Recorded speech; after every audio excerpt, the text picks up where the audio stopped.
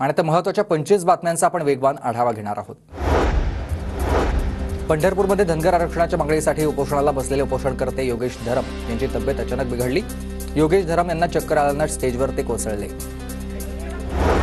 धनगर समाजाच्या उपोषणाला उत्तम जानकरांची भेट। उत्तम जानकरांकडून उपोषणाला पाठिंबा, तर आंदोलन आणखी तीव्र होणार असल्याचे जानकरांकडून संकेत। सोलापूरमध्ये भाजप आमदार सुभाष देशमुख आणि आमदार विजयकुमार देशमुख यांच्या घरासमोर धनगर आंदोलकांचं ढोल बजाव आंदोलन। आंदोलकांकडून भूमिका स्पष्ट करण्याचं आवाहन। बुलढाण्याच्या मेहकर तालुक्यातील शेलगाव देशमुखमध्ये धनगर आरक्षणासाठी मोबाईल टॉवरवर शोले स्टाईल आंदोलन। यशवंत सेनेचे गजानन बोरकर यांचं आंदोलन। सोलापुरात आमदार राजेंद्र राऊतांविरोधात मराठा आंदोलक आक्रमक। राजेंद्र राऊतांच्या प्रतिमेला जोडे मारून करण्यात आलं आंदोलन। माजी खासदार चिखलीकरांची कार्यकर्त्यांसोबत बैठक। भोकर आणि नायगाव विधानसभा मतदारसंघातील पदाधिकाऱ्यांशी संवाद साधला। जळगावच्या जामनेर तालुक्यामधील शेकडो कार्यकर्त्यांचा गिरीश महाजनांच्या उपस्थितीत भाजपात प्रवेश। राजकारणात युवकांनी पुढे येण्याचं मंत्री गिरीश महाजन यांचं आवाहन। नंदुरबार जिल्ह्यात शिवसेनेच्या शिंदे गटातील 2 गटात संघर्ष। आमदार आमशा पाडवी आणि चंद्रकांत सूर्यवंशी हे अक्रानी अक्कलकुवा मतदारसंघावरून संघर्ष झाला। संदीपान भुमरे मनोज जरांगींच्या भेटीला भुमरेंनी अंतरवाली सराटीत जरांगींची घेतली भेट। 26 सप्टेंबरला पंतप्रधान नरेंद्र मोदी वाशिम जिल्ह्याच्या दौऱ्यावर। पंतप्रधान नरेंद्र मोदींच्या हस्ते नगारा वास्तूचं लोकार्पण होणार। पालकमंत्री संजय राठोड यांची माहिती। परळी नगरपालिकेमध्ये 450 कोटींचा घोटाळा। रासप युवा प्रदेशाध्यक्ष राजाभाऊ फड यांचा आरोप। साताऱ्यात ग्रामसेवकांना मिळाली पदोन्नती। प्रशासनाकडून 3 वर्षानंतर कार्यवाही, तात्काळ नियुक्ती करण्याचेही आदेश।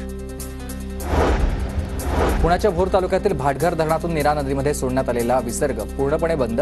धरणाच्या पाणलोट क्षेत्रात पावसाचं प्रमाण कमी झाल्यानं निर्णय। पुणे पाटबंधारे विभागाची माहिती। जायकवाडी धरणामधून परभणी जिल्ह्यातील 42 गावांना पाणी सोडण्याचा मार्ग मोकळा। पाटबंधारे विभागानं पाठवला शासन दरबारी अहवाल। 42 गाव संघर्ष समितीच्या आंदोलनाला यश। साक्री तालुक्यामधील लाटीपाडा धरणाचं आरक्षित पाणी धुळे तालुक्याला मिळणार। तापी पाटबंधारे विकास महामंडळाच्या बैठकीत निर्णय। कांदा निर्यात शुल्क कमी झाल्यानं धाराशिव जिल्ह्यातील शेतकरी आनंदी। जिल्ह्यात 15,600 हेक्टरवर कांद्याची लागवड। गणेशोत्सवानिमित्त नाशिक शहरातील बसेसच्या मार्गात सायंकाळनंतर बदल। मुख्य रस्ते वाहतुकीसाठी बंद। सायंकाळी 6 ते रात्री 12 वाजेपर्यंत वाहतूक मार्गात बदल।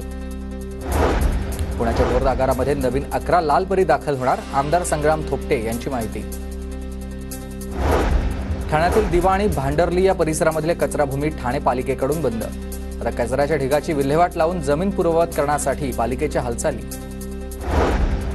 राज्यातील सर्वच वयोगटामधील नागरिकांमध्ये श्रवण आणि श्वसनाच्या समस्यांमध्ये वाढ झाली आहे। उत्सव काळातील आवाजामुळे श्रवण, तर फटाक्यांमुळे श्वसनाच्या विकारामध्ये वाढ झाली आहे।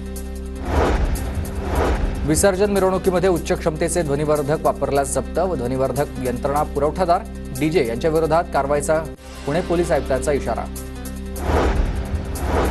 5 वर्षात पहिल्यांदाच 48 तासामध्ये चांदीच्या दरात 4,000 तर सोन्याच्या दरात 2,000ची वाढ झाली। चांदी 89,000वर तर सोनं 73,700 रुपयांवर। राज्य मंडळासोबत इतर वर्ग मंडळांच्या शाळांमध्ये मराठी भाषा सक्तीची मराठी श्रेणी मूल्यांकनाची सवलत 2025-26 शैक्षणिक वर्षापासून रद्द होणार आहे, तर शालेय शिक्षण विभागाचा हा निर्णय। जळगावच्या एरोंडोल तालुक्यामधील धरणगावमध्ये बापानंच पोटच्या 2 अल्पवयीन मुलींवर अत्याचार केल्याचा प्रकार समोर आला। आरोपीविरोधात धरणगाव पोलीस ठाण्यात पोक्सो अंतर्गत गुन्हा दाखल। बारामतीत अल्पवयीन मुलीचा मित्राला जेलमध्ये टाकण्यासाठी अत्याचाराचा बनाव। सीसीटीव्ही आणि वेगवेगळ्या जबाबांमुळे बनाव उघड। अजितदादांनी घेतली होती प्रकरणाची दखल।